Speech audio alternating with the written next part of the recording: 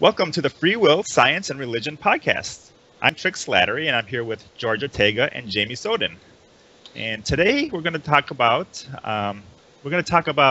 the hedonistic imperative and how it drives us to make the decisions that we make. So, George, what do you say about the hedonistic imperative? What is first explain what it is and tell us a little bit about what it does exactly, what its function is. Okay, I just want to correct the term a bit. Basically, like it's actually called the hedonic imperative, and it's really a term I coined when I published. Well, actually, when I was doing my TV show, and it's really a reiteration of the pleasure principle. You know, Freud and other psychologists, other biologists, just basically on the sciences. There's this principle that organisms, not just human beings, seek pleasure and avoid pain. Okay. So hedonic means like related to pleasure and pain. So it's relative to this question of whether we have a free will.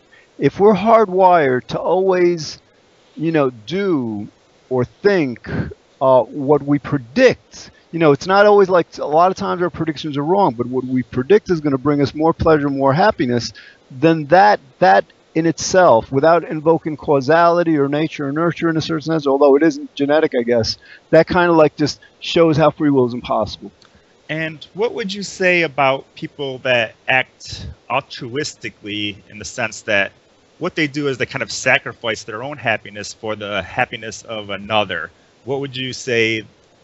How does that get into this? This imperative? That's a good question. All right, like I think a lot of people might, let's say, prefer sensory pleasures, like being comfortable, feeling good, just physically and whatever, just feeling pleasure. Well, people who are very altruistic, people like Mother Teresa and all, what they do is it gives them more pleasure to satisfy their conscience. Right.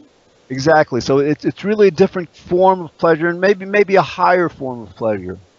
Right. So it's not necessarily, pleasure doesn't necessarily imply that someone is really experiencing joy, for example, but they might be experiencing something, a desire, I guess, would be maybe a better word. So they're desiring to help somebody else out, and it's that desire that we can say is the pleasure. Exactly. One other way to see it is like we've got competing motivations or desires. The desire to feel really good at the time or desire to be good, to do something good. So like whatever motivation or desire is the strongest, our strongest preference is going to be what we do. And again, that's another way. Our strongest preference, always deciding what we do, is another way of understanding why our free will is impossible. Okay. And Jamie, how about you? Do you ever feel this imperative to do what is giving you pleasure, and if so, how does it apply to your life, you think? It applies to, our everyday life. We do things that we feel that benefits us, or what seems to make most sense to us at the time. We do things like you say, it's the hedonic principle. We go towards like things that are necessary to us, or that we feel that's necessary to us. Right. So it's hedonic principle, not hedonistic. Right, because hedonism actually, that's really a misappropriation of the Greek term. I mean, the Greeks, there were some philosophers that they were called the hedonists. Right. And basically, they appreciated pleasure. There was nothing really unethical about how they stated it, but then it got reinterpreted in modern lives to kind of like to denote, seeking pleasure in irresponsible ways, in ways that are just like, morally reprehensible or unhealthy. Yeah, because that was the kind of the question I had, because when I hear the word hedonistic or whatever, or even hedonic, I get the impression of kind of an egoism, kind of doing what is best for you and not necessarily doing what is best for everybody else. So that's why the word kind of concerned me a little. But I do understand that people actually do what they desire to do. Like if I was going to jump on a hand grenade, it's it's because that I actually desire to prevent the hand grenade from killing off the other people. It's something that is within me that I want to happen. So I do understand that. So but it's kind of I'm just trying to make the distinction between that and. That is an extreme example, though. I mean. Well, no, I know that isn't. Yeah, it's a very extreme example, but I'm just saying, people doing things like a sociopath might do what is most pleasurable to them, but at the same time, that isn't necessarily what's best for society. So I just kind of want to see where the line is. Exactly, because like with our happiness in general, our seeking happiness, it doesn't necessarily mean we're going to seek it in ethical ways or moral ways. Oh, so, of course, yeah. A sociopath will seek it in a way that is suitable for them, but not necessarily beneficial to other people. Like they get off on the pain of others, don't they? Sociopaths. Yeah. Right, which is interesting, Jamie, because like something else that the Greeks kind of like developed was this idea. It's very similar to the hedonic imperative that I think I termed kind of like the moral imperative. That basically what a lot of Greek philosophers said is at the time we're doing anything, and that might include being very sadistic, very sociopathic, whatever, we are rationalizing it. We're saying to ourselves, we're doing something good because that person deserved it, because like things aren't fair. We'll say something to, in our minds, convince ourselves that what we're doing is actually the right thing. So that's another imperative. We seem to constantly do that also. Yeah. And things like revenge would be like sociopathic because people feel justified. They feel morally justified in getting vengeance on someone who hurt them or their friends or whatever. Exactly. Yeah. Yeah. Well, in regards to how this plays out within the realm of ethics, since we're kind of leaning in that direction there, would you say that understanding the hedonic imperative kind of allows us to work with causality to make people, I guess, psychologically want the thing that is ethical? So in other words, we kind of need to play to the hedonic imperative in a way that makes people be ethical or act ethically. Yeah, I mean that's kind of like a different concern. I mean, I think we're kind of like refuting. We're trying to lead the world away from this free will perspective, this free will belief, because as Jamie was saying, it leads to like our judging others as doing something wrong and then seeking retribution, wanting to punish them because we attribute free will to them, and believe they deserve to be punished. So yeah, I think what we're doing, Trick, is like we're kind of like making it easier, more logical for people to be happy or seek pleasure in moral ways by interpreting reality in the right way, by not attributing blame to other people that they're actually fundamentally innocent. Yeah. Right. I think the right word, what we need to stop wrongdoing, to deter like crime or whatever, the word we need is, I think you would use the word discipline, because I said this the other day to Gary. We won't use retribution in the sense that we'll kill the killer for killing innocent people, but we would certainly lock them up in jail and say, look, if you go and do these things, this is going to be your punishment. Yeah, and that gets more into the whole deterrence thing. Why we need to do something to deter people. Especially if they aren't the most rational. So, we're trying to get people to that rational model where they understand that free will is an illusion, and they understand that pretty much no person is more or less deserving than another person of the worst of that they get or the best. So we need to kind of it's more of a balancing act that we're trying to play out here. And when it comes to the hedonic imperative, I cannot get that straight. Hedonistic, hedonic. I think yeah, definitely does play into it. It's playing into the psychology of people basically. So yeah, again, like if we're always like seeking pleasure, avoiding pain, that's programming. Let's say we use the analogy, if we created a robot that could move, and every time it encountered a wall, it made a left turn instead of a right. It encounters an obstacle or wall. It could make a left or a right turn, but we program it to always make a left turn each time it hits that obstacle. It's the same thing. If we're programmed to every time we have a decision about what to do to try to predict what we believe is going to bring us the most happiness, the most pleasure, that's the same kind of programming that would apply to the robot. So again, just how we see that the robot has no choice but to make a left. We have no choice but to do what we believe is going to bring us more pleasure or happiness. Right. And like you said, what we mean by happiness doesn't necessarily have to be some blissful state, I guess. It could be some psychological happiness. That's something else, right? Absolutely. Okay. Just satisfying our conscience. Yeah, that makes perfect sense there. Yeah.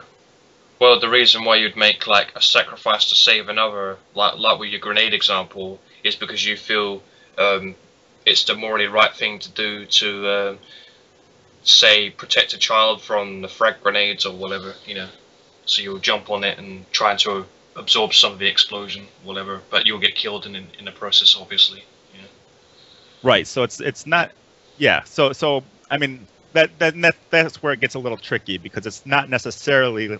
Obviously, you being dead isn't going to make you the most happiest, but to your own psychology, that was your best option. That was, I guess, the right. most... And you got to realize, Trick. I mean, here in the United States, 80-90% of people believe in a higher power, and I think believe in heaven. So a lot of people are thinking, oh, I'll throw myself on a grenade and do a noble, courageous thing and be rewarded with eternal happiness in heaven.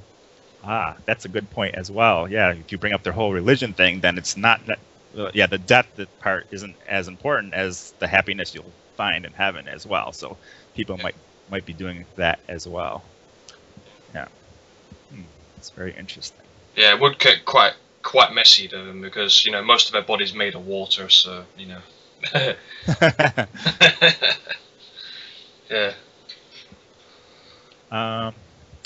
Okay, so we talked a little bit about the hedonic imperative. What else would you say on this, George? Is there anything else you have? Well, yes. I mean, let's talk more about imperatives. We talked about the hedonic imperative. Then, there's kind of like a moral imperative. We're going to do what we at the time believe is right.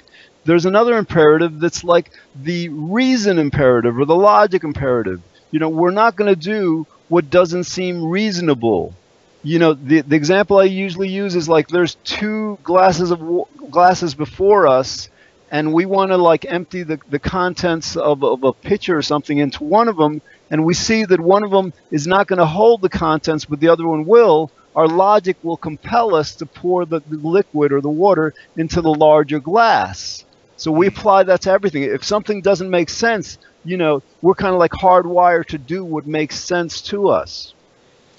Though I see some people that's not as important, and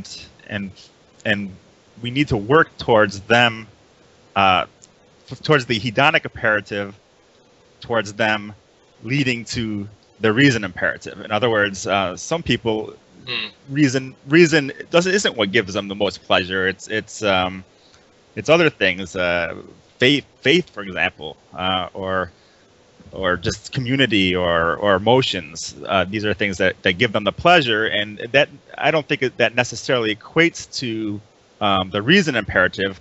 Though I think the reason imperative is more important. So I'm trying to see how we can work toward using the hedonistic or the hedonic imperative, to lead towards the more reasonable imperative.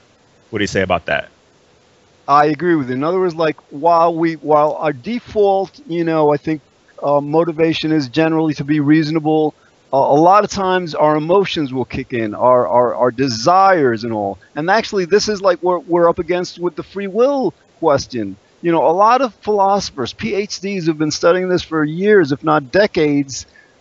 Their need, their psychological need to believe either that they're in control of things, or that like that, you know, we have this personal morality, whatever they have these personal emotional, I think, needs to see life in a certain way that prevents them, that hijacks or trumps their reasoning. So you're right, Trick. We have to come up with ways to get them to derive more pleasure from understanding that free will is an illusion than from like denying it and subverting their reason. Exactly. So I'm thinking that the hedonic imperative is probably a stronger imperative than the reason imperative, at least for some people. So that's the way I see it anyway. And we need to get people to move to the reason imperative, and I don't know the best ways to do that personally. We need to get more takes on the best ways. Yeah, and we need to get more people like on board with this rehabilitation stuff, because on some offenders it can work, you know. Yeah. Actually, like there is this guy Chris Mooney. He's a science writer. He a couple of years ago or so wrote this book called The Republican Brain, and he also like basically the basic thesis. He just went through the literature and just cited all this research that most people think that, like, for example, our political opinions, our opinions about social issues and all, that we form these based on what seems logical and rational. And what all this research has discovered is no, we form our beliefs not based on what makes sense, what, you know, on the data and all. We base these beliefs on what we need to believe. And, you know, he called it the Republican brain because, like, apparently Republican conservatives do this more than liberal Democrats and all. But everybody really does this. And so we have to balance this. In other words, like, part of what we do, I think, has to be to really explain the solid, irrefutable logic of free will being impossible. But we also have to cater to their emotions. In other words, like, you know, again, some of these philosophers, they've written books on this, you know, and they still get the answer wrong. So again, we have to also like appeal to their emotional needs to help them, you know, to help them have their reasoning, you know, consider the evidence. Right. And in some way, I'd say it's probably an uphill battle, because we have all these biases that people have, like confirmation bias, optimism bias, even pessimism bias. So all these different biases bombard people without them even knowing. And we need to move people away from the bias and get them to look at things from more of a observer perspective, where they're looking down on the world and they're just looking at the facts. And that's what I'm not sure how we go about doing. Realistic. Yeah. Yeah, like Jamie, you're talking about, like, you know, sometimes we're unfair to people because we blame them because our free will belief. We have this like this bias toward seeking retribution, seeking justice and all. And it's conditioned. It's conditioned, you know, generation after generation. So we have to find ways to help people like value fairness and compassion and empathy more than they value, you know, just desserts and revenge and all. Yeah. It's like people like with different, like, you know, mental illnesses, and people just get the wrong impression about some of them. Like, you know, they assume, oh, they're psychotic, they're likely to offend, and not in all cases. This is what I try and tell people, and Trick Slattery knows this, and I sent him some proof about it before. You know, just some people just blame people for what they think about. You know, it's just wrong. Right. And Trick, you're right. This, you know, a perfect example is evolution. You know, I think Darwin proposed it, what? It was like 1860s, something like that. Exactly. And here we are, like, you know, over 150 years beyond that, and still half of Americans believe in creationism. So, like, some of these beliefs are very tough to shake. Yeah. Yeah. They believe in creationism and they deny evolution. So, which is, you know, has mounds and mounds and mounds upon mounds of evidence. It's probably our most strongest scientific finding. So, yeah. So what else? So we went over confirmation bias. We went over biases and the problems with what people just basically having bias and not being able to get to the point of the reason imperative. And we're trying to work out solutions to that. Any other ideas on regarding solutions? Well, again, like, in politics a lot, here in the United States, Republicans win a lot of elections not because they are right on the issues logically, but because they know they're wrong, or maybe they don't, I don't know. They will appeal to people's emotions. So we basically have to find ways, for example, like, instead of telling people don't blame others because they're not really fundamentally responsible, because it's wrong to do that because it doesn't make sense, our message has to be, listen, when you understand that you and everybody around you doesn't have a free will, that nobody has a free will, then you're going to feel much better not blaming them, because our relationships will improve, and like a lot of times we blame ourselves, so we're going to feel much better. So we have to really find messages that shift them, that basically substitute the kind of pleasure they're having in either blaming or taking credit for stuff, substitute that for a higher pleasure of just enjoying people more, enjoying themselves more, enjoying life more. Yeah. And I think we can also kind of go into how destructive blaming others is, and how the world itself would be a better place if everybody didn't blame each other, and how that would actually in fact affect them hedonically, I guess, that the world is a better place. Right, Jamie? Yeah, I agree with that. But one of the barriers is, I think, people's religious faith, because the belief in free will is important to people who believe in God and all this and that and the other. And I understand that it's hard to let go of old tradition and stuff, but at the same time, you have to acknowledge the truth. And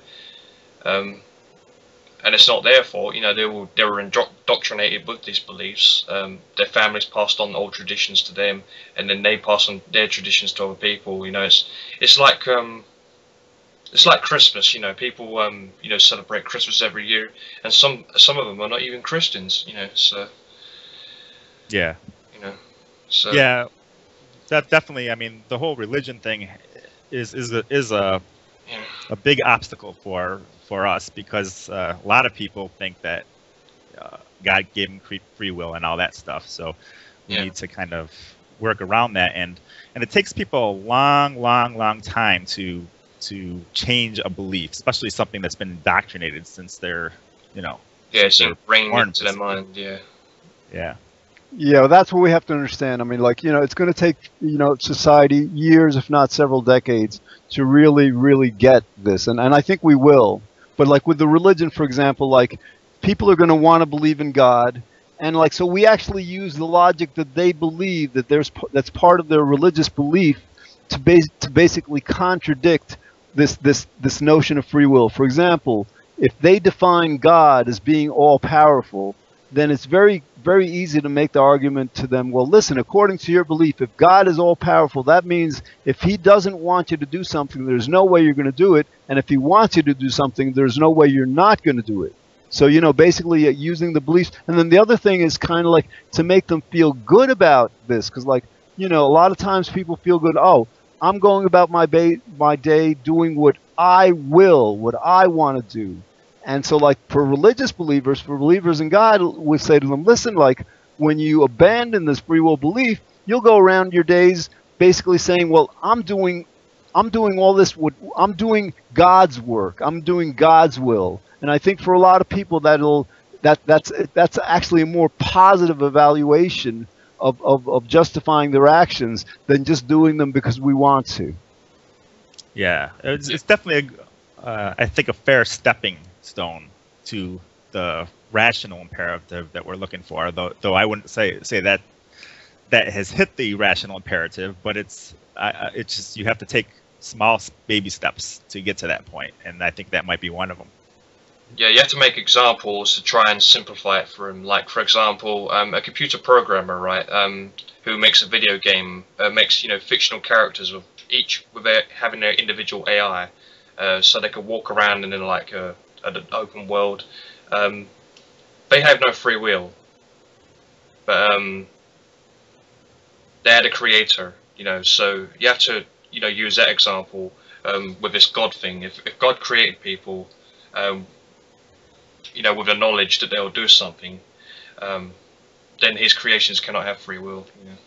Excellent example, Jamie. For example, let's say we created a robot, right? Yeah. And through some magic, because it would have to be magic, we gave that robot free will, and that robot went out and wreaked havoc, in town, just destroyed stuff. So like they get the robot, they get us, we're in front of a judge. Yeah. I mean, like who do you think the judge is going to punish? The robot or us? Of course, yeah. So absolutely. Yeah, and that goes kind of into the whole when people who think their God is a punishing God and will send them to hell or anything like that.